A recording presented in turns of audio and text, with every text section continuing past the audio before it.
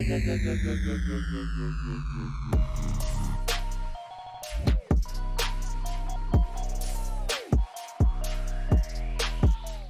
appreciate you coming on. Oh, it's all blurry. There it goes. There you go. Yeah, so I started this. It wasn't even a podcast. It was more just me getting to know other collectors.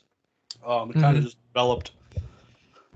Had a few people on. I don't know if you've ever seen any of them, but just a couple of the guys you might know. Catch 'em All Collectibles was on here. Oh yeah. The gentleman from your Patreon was also on here. Old School Pokemon, and it's been pretty cool. There's been a handful of people, but this is like episode 7.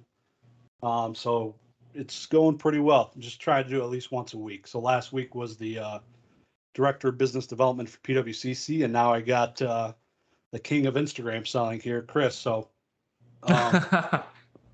yeah, so I appreciate you coming on. If you could just introduce I know a bunch of people know you probably from Patreon and jumping in all the other live streams you've seen you in, but if you could just introduce yourself to kind of the whole group. Yeah. Well, basically, my biggest platform is on Instagram, where I run a page of buying and selling for others. I produce them ads, or I even have premium listings, which is not ads, but it's me actually selling others' items, trying to find others' items to buy. I started my Instagram it was like late 2016. That's when I started the Instagram. And since then, I think it was about a year and a half now that I've been starting the service where I buy and sell for others. And that's been going great. That's really the main goal of my Instagram, is to really help others find more, buy and sell and get those pieces for their collection that they want without having to pay the ridiculous eBay fees. Because that's the one thing that I always wanted for myself, was like some sort of platform that you didn't have to pay these crazy fees on. Yeah. And as of right now, if you guys are looking for like ads or, to sell or buy or even trade, they run anywhere from like $10 to $20 a post, depending on the value of your item. Yeah. And then if I do a premium listing for you, it's me actually pushing your item to sell. So I'm the seller of your item, and that charges a certain percentage based upon your item's value. But I can tell you, my fees are very low. So anyone could contact me, and I could get more into that. But yeah, it's the main goal of my page, and I hope to keep doing it. Yeah, I have utilized it a couple times, and I think every time I was susceptible to overpricing. And that's the one thing about, you're not going to judge somebody if they want to sell their first edition PSA 5 Charizard for 10 grand. Good luck. Like, unless I don't think you turn them away, but it's pretty much up to the seller, whatever they want to sell, right? If it's a ridiculous price, like if if a PSA 5 Charizard is selling for $5,000 and you come to me and there's a bunch of them listed on eBay for $5,000-$6,000, and you tell me $8,000, I'm gonna be like, or 6 or 7, something like that, just like higher than eBay. Most of the times I'm gonna tell you, like, I don't think it's worth it for you to do this, because you're not gonna gain any real interest. So it's, if I hear like a ridiculous price like that, then it's not just me that runs it. It's I have another page, PTP Marketplace MGMT. So that's my marketplace management team. They handle making all the posts, and for the majority of the time talking to the clients that want ads. And if they hear anything ridiculous too, like, we try to alert them and let them know, hey, like, it's too high. You're not going to get any interest. We don't want to waste your time, So, but yeah, but most of the times it's not like that. I think the majority of people have a good sense of what their items are worth when they're selling it. Yep. Yeah, that's for sure.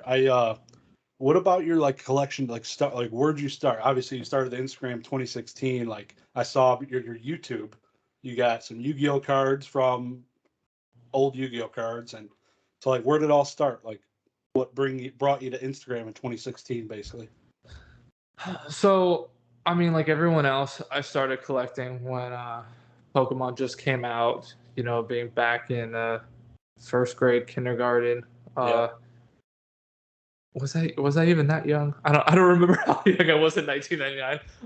But yeah, you know, I started when Pokemon came out, um, and I probably stopped collecting around Neo Genesis, I'd say. Like I remember still going into like Toys R Us and yeah. like my mom being able to buy me a pack of Neo Genesis. But besides like after Neo Genesis, I don't really remember um, getting a pack after Neo Genesis. But then when Fire and Leaf Green came out in 2005, I remember Charizard EX. And me, my brothers, and my cousin, we all were like, we want a Charizard EX. And like That's we kept going around in like different Toys R Us's and trying to like get back into it and just get the Fire Red Leaf Green packs and try to get that Charizard EX. Long story short, we just ended up buying one on eBay instead of pulling it from a pack. Um, but that was like me getting back into it for a brief moment. And I got a couple like other cards here and then on eBay in that time period. Um, but then I took it serious back when Evolutions came out. I remember hearing about Evolutions before it came out on like IGN.com or something like that. Um, and I was just thinking, oh my god, they're gonna reprint like the original Charizard art. Like I yeah. gotta go get those packs. So that got me back into it. Uh, and ever since then, like when I got those packs, I was like, you know what? I'm gonna start an Instagram. You know, I'm gonna start looking into collecting more cards. And the first card I really went after, that was a big card. And my first PSA card was a PSA 5 first edition base set Charizard. And at the time, that was like, I think I paid like 400 or $600 for it. It's And badass. yeah, and that was the going rate. You know, it was just I Yep, won an eBay auction. yep. I remember thinking, like, I remember sitting on my phone and thinking to myself, I'm like, am I really gonna pay like $500 for a Pokemon card right now? And I just did it. I'm like, whatever. Yep. And then that started the addiction. You know, just getting more and more, and it's pretty much all uphill from there. You know. Yeah. Did you get to crack a? Did you pull a Charizard out of Evolutions when you were opening it, like the original one that everyone goes after? See, I didn't get too many Evolutions packs. I legitimately probably, I probably bought like maybe 10 packs or something like that. But when I first got the Evolutions packs, me, my brother, and my cousin, we all drove down to this card shop to see if they had packs, and we had the packs. They had them, so we bought them, and we each bought one pack. Um, I didn't pull anything. uh, I don't remember my brother. One of my brothers didn't pull anything. My other brother pulled the Mega Charizard. Okay. Is that what it's called? The Mega Char? I There's a think that's what gold it's one. called. Yeah. The Mega Charizard's Yeah, gold, I think. yeah, something like that. The one that's high population, everything, and so much of them are intense. Yep. And then my cousin pulled the original Charizard Hollow. So we were like, of course you pulled that one because Yep. he always got the best pulls like from back then and everything. But that was fun. That was a great experience because like we were literally in the car opening them, and all of a sudden we just start screaming because he pulled the card. It was hilarious. But you know, that's what it's all about. It's just all about good memories and stuff. Yep. But yeah, I my only touch with Evolutions was my friend played the game at that time. He played Pokemon competitively, and he gave me one of the Charizards. I was like, "Oh, it's a cool Charizard." He's like, "Oh, here you go. It's like $10." So I just stuck it in a sleeve into a binder, graded it like last year, and I got a 9. So that was pretty cool. But I had never got into Evolutions, and pretty much myself. I was like 1999, 2000, and then done until like 2020. So it was yeah, it was crazy, crazy times, man. yeah. Um, So your Yu-Gi-Oh connection, did you play Yu-Gi-Oh or was it more collecting? Um, I didn't. I didn't play Yu-Gi-Oh, but growing up, I had a friend that collected Pokemon and Yu-Gi-Oh, and I Okay. always remember seeing some of his Yu-Gi-Oh cards, and thinking that they were really cool. Um, but I watched the anime, Yeah. so I watched all the Yu-Gi-Oh anime and everything like that. So I'm a big fan of it. Saw all the Yu-Gi-Oh movies, and then I went into I stopped at watching at after GX. Like Yeah. GX was the last one I watched. Yep. Um, so from there, just the anime, and then like, oh, I already collect Pokemon, and I do like Yu-Gi-Oh, so I decided to dive a little bit into Yu-Gi-Oh. Um, and I got some cool cards from Yu-Gi-Oh. I have a couple of the Dark Magician Girls, first edition PSA 9, Blue Nice. Eyes White Dragon LOB, PSA 9, DDS, SDK. So like more of, I don't really have any. Oh, I just have a 10 of the first edition LOB Red Eyes. I do have that one as a 10. Yeah. Um, I think I got that one probably about like 3 years ago now. I think it was around 1700 at the time. Um, I don't know what they're going for now. Maybe around like 15,000 or something. I really don't know. I can't. Don't They're quote me doing on they're that, but doing pretty good. yeah. Not as good as Blue Eyes, but it's crazy. The nostalgia for those is so it's different to Pokemon just because in the anime it was actual cards and Yeah. it's pretty like even the bad cards like the that you see just come up all the time like Celtic Guardian and all that crap just the card's trash but it saw the show so many times everyone connected with it. Yeah. It's like a Caterpie being popular. It's really it's really strange. But for Pokemon, you collecting anything now, or is it kind of just more business oriented? Um, I've collected I've collected a good amount of what I've wanted to collect for like my personal collection. I mean, there's always more stuff to get. Yeah, you're always Um, like, oh, I shouldn't buy yeah, so this, I don't but know I'll, why. I'll Yeah, I don't know why I said that, but I mean, honestly, for me, it's like I don't really have a. Obviously, I would love to get a PSA 10 first edition basic Charizard. That's my favorite card. I have it in a 9, so that's good enough. That's fine for me. But I've just always picked up cards when I thought they were good deals, yep, and a lot of first edition base Neo cards. I have a first edition Neo Genesis 10 Lugia that I picked up in 2017 for $750. I still nice. have it. So it's obviously, you see, like, I love this stuff because someone that didn't love it wouldn't still have that card at this day and age. They Yep, would have sold it for that profit. But it's just that's my second favorite card. yeah, I would say in the game. But yeah, pretty much now I'm just going after like whatever I could get my hands on that are good deals. Pretty much everything. Also, my personal collection. I've almost graded everything myself. I'd say I buy a lot of them raw and just grade myself. Um, Besides that, Lugia being one, but a lot of the stuff is graded by myself. But yeah, so now today it's just whatever's good deals. yeah, Nothing specific. yep, yeah. I'm feeling you right there with you. Do you dabble with PWCC since you're primarily buying raw, or is it not so much um, PWCC? you know what? I really don't think I've ever bought from PWCC. I mean, I watch their auctions all the time. But like I said, usually it would just be me um, buying raw cards Yep, and grading them myself. I would like to get more into the trophy market. Uh, that's something I'm trying to learn more about and get into it. Just because I found it interesting and stuff. But those cards are very expensive. I don't every day I see somebody else on Instagram getting another thing from Yahoo Japan or Buyee, Yeah. a sealed trophy card. I'm like, where the hell are these people picking all this crap up? I'm like, Jesus, it's crazy. I think the one gentleman in your Patreon, Crystal Crystal Yeah. Pokemon. Yeah, he's got the Espeon card he just got or whatever. Yeah, he just graded it a 10.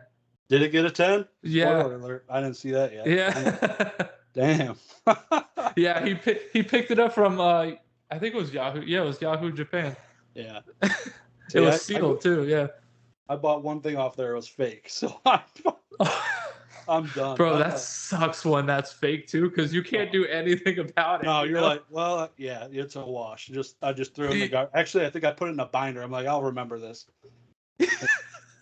Oh, it's crappy. Crazy. Yeah.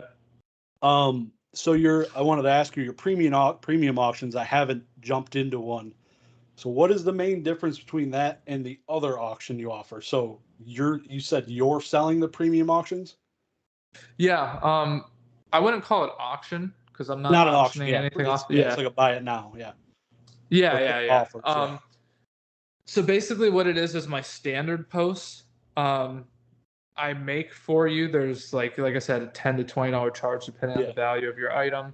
And I make for you and I advertise you as the seller or the buyer, or someone that's looking to trade, and anyone would contact you directly.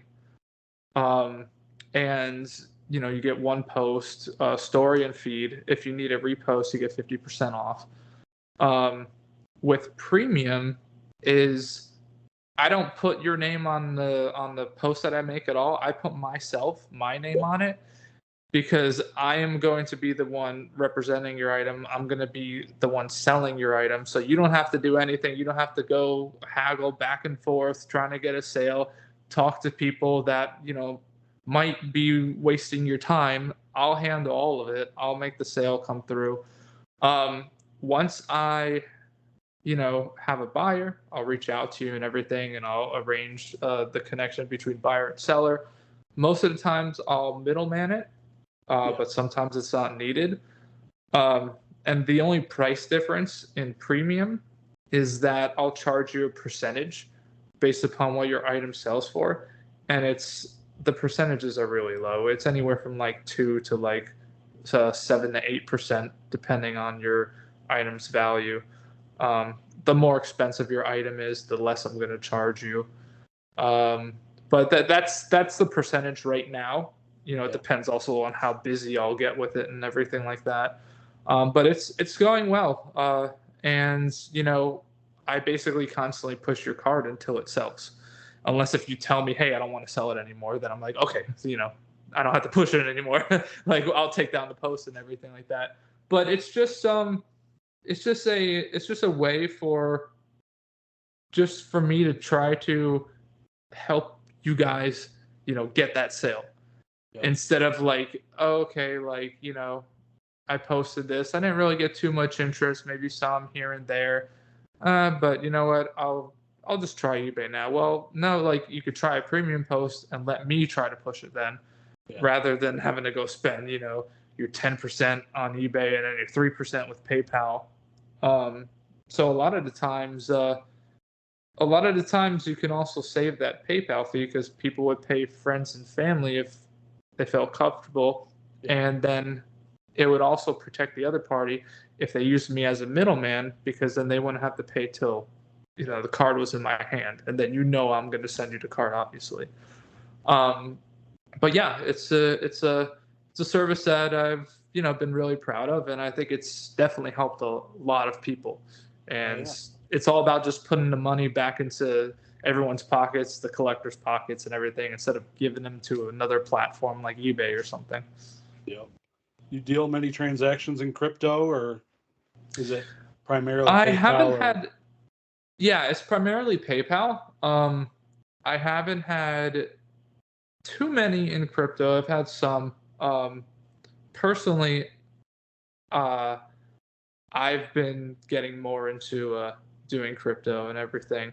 So it's all a learning process for me, On our Patreon video, we had someone that's heavily into crypto and everything, and I can tell you we've learned a lot from talking with him, everyone in the Patreon. So I was blown away by some of the information.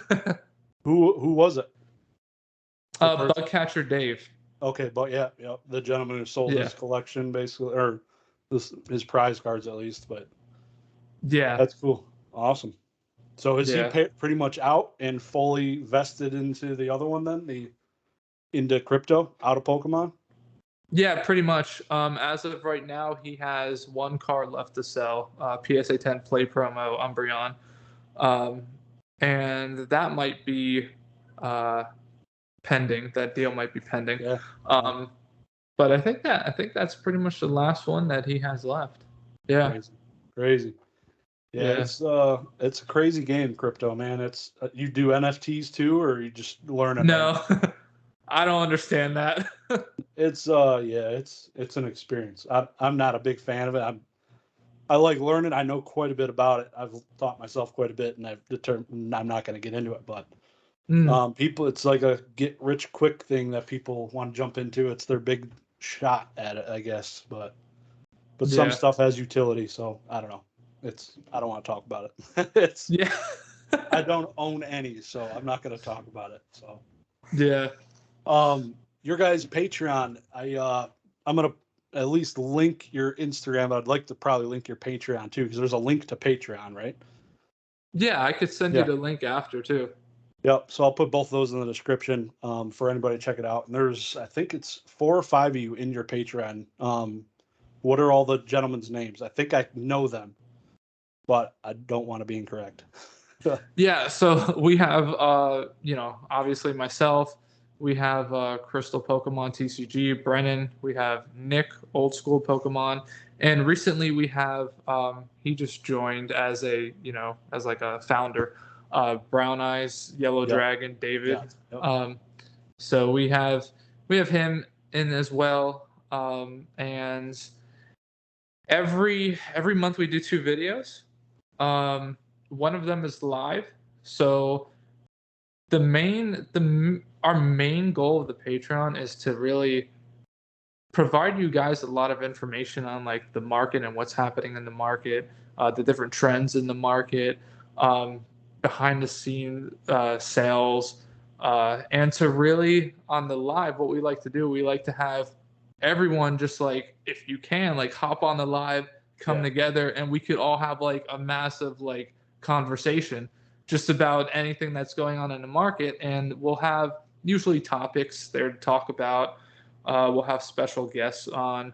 The other week we had Jake from Pokenomics on, and Dan from Catch 'Em All Collectibles um, as special guests.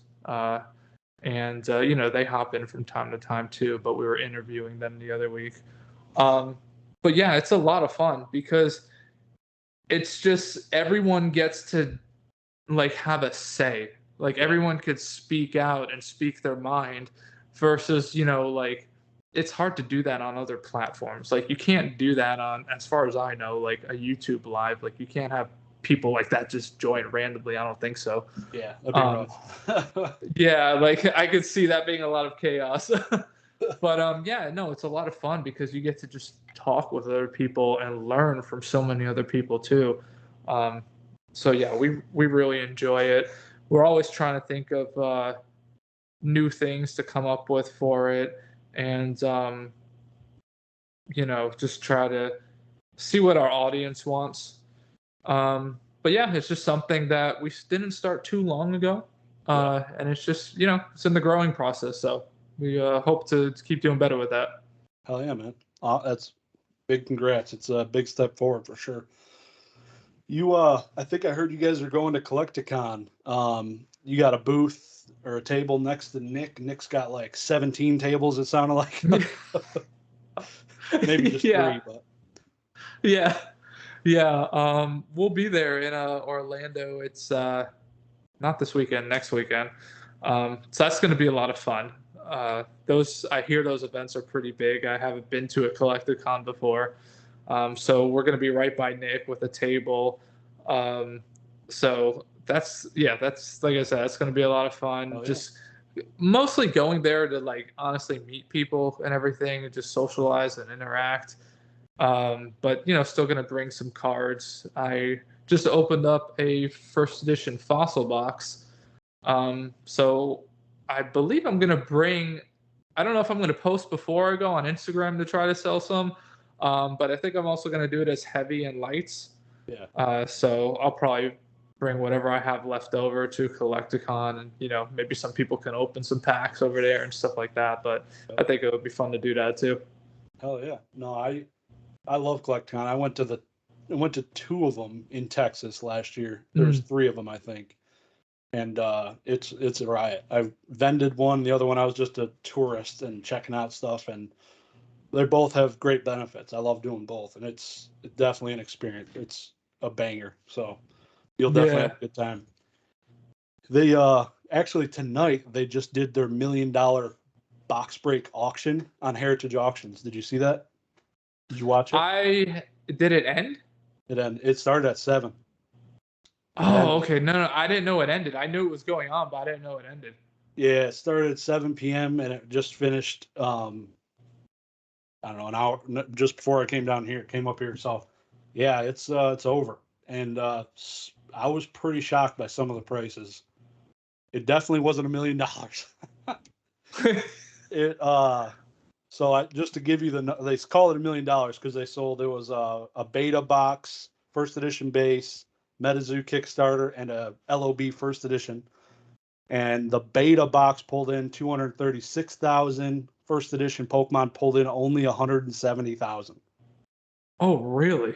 They averaged $4,500 per pack for first ed base. Are you serious? Oh, wow. I should have been watching that. Oh, That's man, the crap. cheapest I've ever seen, and they're unweighed, obviously. Yeah, yeah. But and then MetaZoo averaged, which I thought was high, 340 ish, which almost matched LOB first edition, which was only 530 per pack. Oh, 3, 4. Oh, okay. $340 per Okay. pack. Okay, yeah. Oh, okay. Never mind. I was thinking of some ridiculous thing. Never mind. No, but still, like MetaZoo, like I was shocked that MetaZoo almost tied the first English printing of Yu-Gi-Oh in pack price. It was blew my mind. Yeah, I have nothing against MetaZoo. I don't collect it, but like I'm sure it's a fun game and everything like that, but I definitely think that the prices are way overinflated. Yeah, 100%. it's yeah, it's crazy. I know Dan's Yeah. Catch 'em all collectibles is balls deep. He's never played a game in his life. I'll bust his balls for that, but he collects it. So good for him. And he has NFTs and he's all. Yeah. But yeah, I was literally, so if you add this up, there's 400, 500,000. Like they maybe touched 500,000. They were like half of what they thought they'd get. They were about Uh, $500,000 versus $1 million. So, and Man, how did the first edition base packs go that cheap? yeah. Wow. Do you remember Logan Paul's packs? 40, Oh, $50,000. it was crazy. That was the second one. The second one, it was stupid. It was all Yeah. NFT crypto people. It wasn't collectors. The Oh, first one no, was no. good, but Yeah. yeah, 4,500 we've fallen quite far. That's Oh, that's how much light packs are selling for at the peak. $4,500. yeah. Yeah. Oh my goodness. Wow, that's crazy. I did not think that they would go for that cheap. No, I think the Wow. Pokemon Saves the World packs sold for about 10,000 a piece, I think. And I that think was they were a little lower than that, was it? but somewhere around that range, I think. I mean, I could be wrong. It's hard to remember because we've seen first edition base be open so many times in the last like 2 years now. So it's like, which one was this? You know? Yeah, exactly. Yep. So I guess what do you think about, because obviously I don't think this is a good depiction of like PSA No. 9 sales, PSA 10 sales. This is like a unicorn almost, I'd say, for pricing, a big miss by a lot of people. But what do you think about what's going on in the market? You think it's kind of plateaued, or you think there's some uptick, or is a combination of both? I think actually it's the overall general market. I think that we've definitely stabilized. Um, there's some cards that I think we're definitely at the lowest that they're going to go. Um, But like if you look back from now, and again, this doesn't apply to every card. Like for instance, if you look back at first edition basic Yeah. Charizards, um, they've been like in their respective grades. They've been about the same for the last couple months.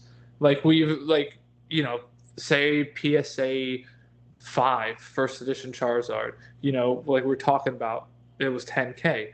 And then like it just started going like this. It's like it's just not a slow, but rather pretty fast decline on it. But they've been around the 5K range for quite a while now. So I think we have definitely really hit a stabilization point now. Yeah. And I really don't see them going much lower than they are right now, being that they've been holding their price for the last couple months. And that's the same with other cards as well. But it's hard to say in general for the whole market, but I would definitely say, yeah, I would definitely say in general for the whole market, where it seems pretty stabilized right now. Yep. Yeah, I completely agree. I watched PWCC pretty meticulously, and they had some PSA 10 first edition base sell on there recently, a couple weeks ago. In the Venusaur and the Blastoise both sold for 30 grand. Oh yeah. I was pretty shocked. Whether or not it got paid for, they don't really say yet for their auctions, but that hasn't got relisted. So I don't know. It seems a lot of that stuff is done really well. There was a Mewtwo PSA 10 that was going for almost 20 grand. The PSA 10, Yeah. that's like the top 1%. I don't think that's ever going to go back down much. It did bottom out, I think. The PSA 9s, I think, bottomed out for first ed base.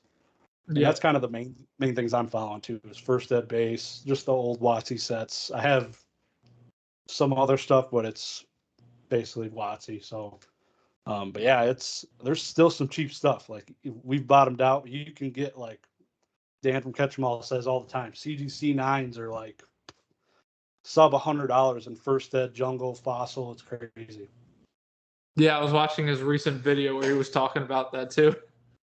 Yep, it's you can steal them. It's crazy how cheap some of those are going. Yeah, I mean, I would say that, like, if you've been holding off to not buy because you've been afraid because it just seemed like they kept dipping. I would say that right now, I mean, in my personal opinion, that right now you don't have much risk. Like I think you had way more risk before when making these purchases, but right now, like your risk versus reward, it's definitely more favored on the reward side. So, if you've been holding off, like I think that if you're not doing it now, I don't really know what you're going to be waiting for. We've seen prices come down a lot. And you also have to think too, there's a lot more demand in Pokemon now than there was, even 2 years ago, a year and a half ago, right before that Logan Paul spike and everything. And I don't think we're really gonna, there's just so many more people that got into it that we're never gonna get back down to that level where we were in like 2018, 2017. And also, like, keep in mind that as we get older and the hobby grows, you have a higher age demographic too. And those people are going to have more money as they get older as well. And it very well could go, similar to the sports market where you have older individuals in it, and you also have higher individuals with higher net worth in it, given their age. So I mean, I could definitely see Pokemon going that way as well. Yep. Yeah, I think it's a huge age thing. Like you look at comic books, those people are like Oh yeah, 60, 50, like yeah, they're retiring. Like they yeah, it's crazy money in comics. Crazy money for like first appearance comics are absolutely insane. And there's a decent amount of them. But the amount of money inside it, like all those people, they got most of them are grandparents. So kind Yeah. of coasting along, where versus us, like the average person's probably age 27 to 34. That's a big time collector and first edition base and stuff like that. So most of us are just getting their careers, and it's just ramping up. So I think, like you, there's a lot of potential, because that's what everyone wants. Everyone likes the base set. Oh man, I make an extra $1,000 a month now. Now I can go for first edition. Let me Yeah. get ESA 9s now, and there's not a lot for everybody to have them. So Exactly. Yeah. it'll Yep. be I completely agree. very interesting. It'll be interesting Hmm. for sure. Um, you do anything else besides Pokemon right now? Are you doing any like video game stuff, or ever purchase any of them? Um, I mean, I before the video game craze like took off, I did get it's still Pokemon, but I got a copy of Pokemon Yellow sealed silver and gold. Unfortunately, I was not able to get, crystal red or blue before the Yeah, crazy spike happened with video games. But those are the only games I have.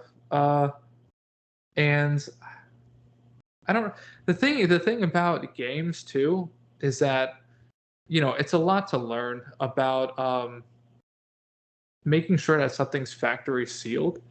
yeah, With your booster boxes with Pokemon, it's already hard enough, and then yet on your sealed video games, it just seems even more difficult. But I don't know much about it, but I'm just saying, about verifying authenticity with sealed games.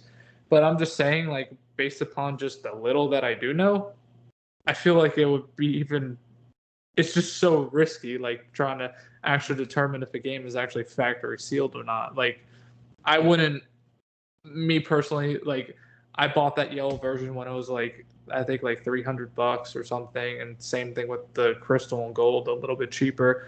Like, okay, if it's not factory sealed, then okay, yeah, it sucks. I lost out on a couple $100, but at least I'm not losing out on thousands of dollars like you would today. yeah, You know what I'm saying? yeah.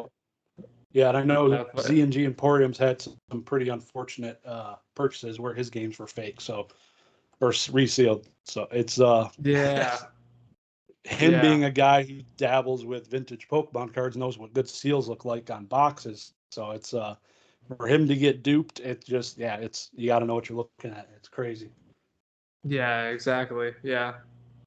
especially now with because everything did boom in video games. So people are like, oh shit, I probably should reseal this Super Mario 64 and sell it for millions of dollars.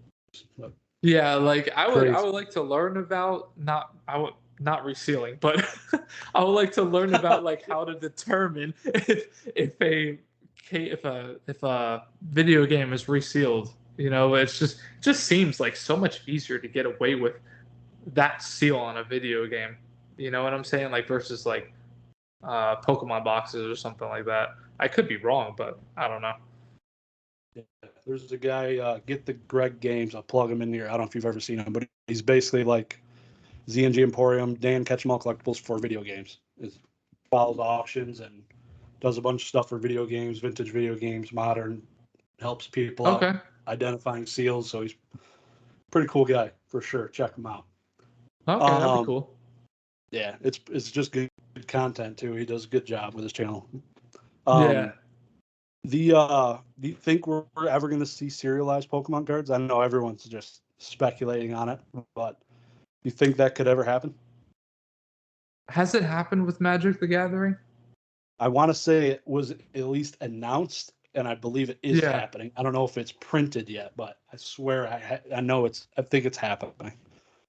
If it does happen with them, obviously they're not from the same company or anything like that, but Yeah, still like when another company does that, it puts that into the mind of the other companies.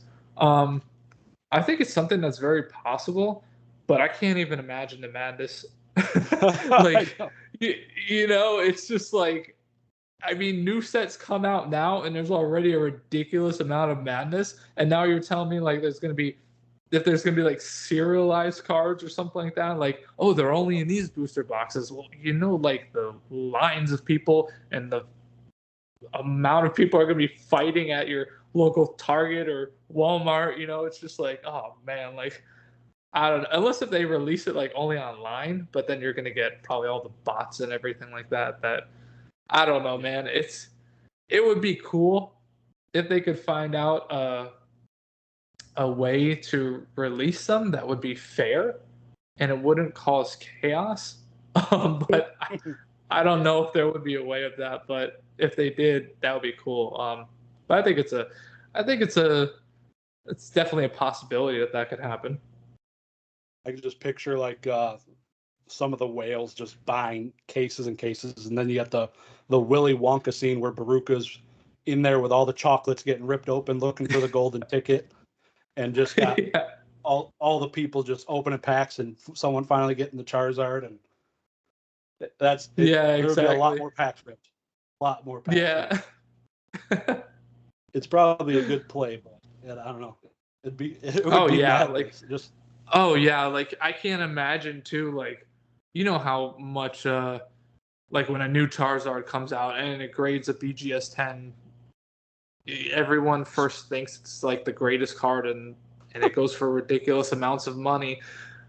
And obviously we know the story falls from there. But like, can you imagine just how much money that a serialized 10 Pokemon card would go? Like one in, I don't know, 1 in 20, 1 in 30, 1 in 15. I don't even know. Like I can't imagine the amount of money that those things would go yeah, for. that'd be pretty sick. Like a 101 Charizard with a signature, like a rookie patch Oh, auto. It'd be oh, yeah, no, it'd be like cool. It'd be cool I to don't see it. know, But I don't know, man. yeah, I know. I follow Golden Auctions on Instagram. Somebody had doctored up a drawing or a picture, and they basically did like the Blastoise with a patch of his shell with a autograph or something. I It looked saw pretty that. That sick. was cool. That was Yeah, cool. And I think they did they a did good a job on that. Charizard too. Yeah. Yeah, the Charizard was like a signature card. Yeah, it, Yeah, I think I reposted that because I was like, wow, that would actually be really cool. it was pretty sick. Yeah. Yeah, I don't know where to get the Yeah. turtle shell patch from, but it looks sick. That's for Yeah. sure. Yeah. It was pretty cool. Somebody's got pretty creative mind over there, so I'll give them props for that. Absolutely. Yeah, but yeah, man, I'm not gonna keep you too long. I know you get going here, but I do appreciate you coming on. I been a big fan of yours. Been followed. You're probably one of the first Instagrams I followed, just because looking at all the different cards you post, it's just crazy. I think you're almost to 40,000 followers on Instagram. Yeah. So you got the audience Yeah. there for selling cards, which is huge. I wanna, I wanna expand it somehow to more of like also like YouTube and everything like that. But man, I don't know what to do. Like even just like working on like a YouTube for by yourself for videos and everything like that. Like it's a lot of work. Like Yeah. YouTube's a different animal for sure. You Yep. know, Yep. I mean, like the audience does not really transfer. It's way different. Like the audience is way different on like YouTube versus Instagram or like also versus TikTok. It's just everything's like its own little world kind of. It's funny, like that. Yeah, you get some trickle over. Some people like be big fans of yours and they'll follow your other ones, but Yeah. it's definitely a completely different animal. You're on TikTok as well? Um, Oh, I have dabble? like, yeah, I had before, but like I I think TikTok's more of like a just like a funny, goofy kind of thing. Um, and I started out on it when it first came out, kind of, and I was just like posting more serious like card videos and stuff like that.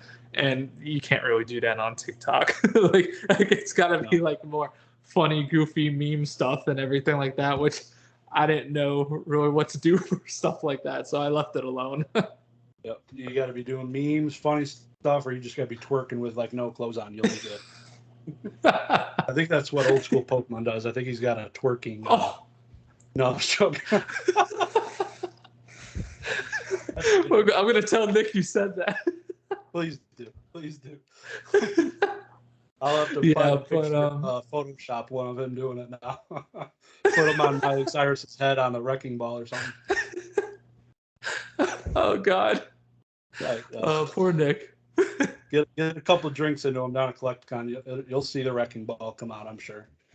Oh yeah, that'll be fun. Yeah. Yeah. Yeah. Awesome, man. But I'll definitely keep in touch. I know I will definitely be utilizing your services more than probably already have, but because I've been selling on eBay and it does suck 12% pretty much right off the top. So Yeah, I know it's but it also depends on the cards you have too. Like depending on the value of your cards, if you have cards that are like $100 or something like that, or under $100, like it's worth it to just put those to auction or however you want to do it. But fun fact, like I've never in my life personally auctioned a card myself. I've always been the type of seller to do buy now or best offer. I've always been the patient seller. But that's also like I never really like for my business strategy too for buying and selling cards. I was never really into like the sub $100 cards. It was more of the cards of like the higher values that would benefit from just being patient when you're selling them. But everyone has their own strategies, and it depends on your inventory too.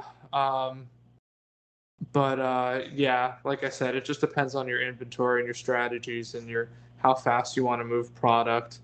But for me, personally, I've always just sat on things as long as I could, and I tend to get too attached to things than I shouldn't, and I shouldn't have. So that's a problem when you have a business that you actually really love as a hobby too.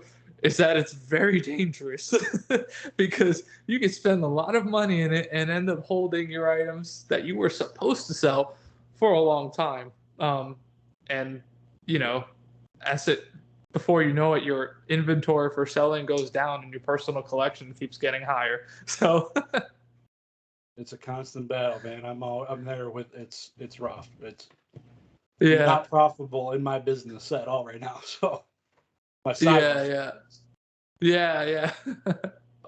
Absolutely. Yeah, but I appreciate you getting on again, man. It's been really good talking to you, getting to know you a little bit more. Cause when you were just talking, I forgot we did do a live before together. I don't know if you remember. Oh, It was on your Instagram for an auction. Oh my! I'm sorry about that, man. I just have to say, for everyone watching, like, one time what I tried to do is I tried to auction off items, actually auction off items on my Instagram, right? Like not just not what I do right now, but I'll put like a little clock in the background and time it for like I don't even remember what I did. I think it was like a minute timer or something like that. And I didn't realize it was how hard it was going to be because there's also a delay on Instagram chat. Like there's literally like a 10-15 second delay or something ridiculous like that on Instagram chat when you're doing the live. So like you hit the end button to end the timer or the timer counts down, and then you see like the people that were bidding and everything like that, and yet bids keep coming in, and you're looking at your timer, and your timer's on 0 for the last 10 seconds, and you're wondering why bids keep coming in when you already called the winner, and it was like it was a mess, and I didn't do it again after that because that strategy just did not work on Instagram. And bless your soul for being the person that had to be involved in that. Yeah, I think I sold it was like a CGC 9 first edition Sabrina's Gengar for like $70. So Non-hollow. Yeah, it was a non-hollow. Yeah, it's the Yeah. pretty looking one. It was like $130 card, but it was It was cool. It was Yeah. for the experience. Yeah, yeah, it was for the experience, yeah. But yeah, no, that we'll leave that kind of stuff to Whatnot. Yeah, exactly. You know, yeah. But All right, man. yeah. All right, sounds good, Josh. Thank you for thank you again for having me on. I really appreciate it. Definitely, man. Enjoy yourself. Collecticon. I wish I can go. I'll probably be going to the rest of them. I'm hoping. My Okay. back. I didn't want to get on a plane, so hoping the rest of Yeah. them I can get to. So hopefully to see you there one time, man. Yeah. Okay. Sounds good. Thank you again, Josh. Appreciate it. Yeah, man. You have a good night. All right. I'll talk to you. All right. You too. All right. Bye.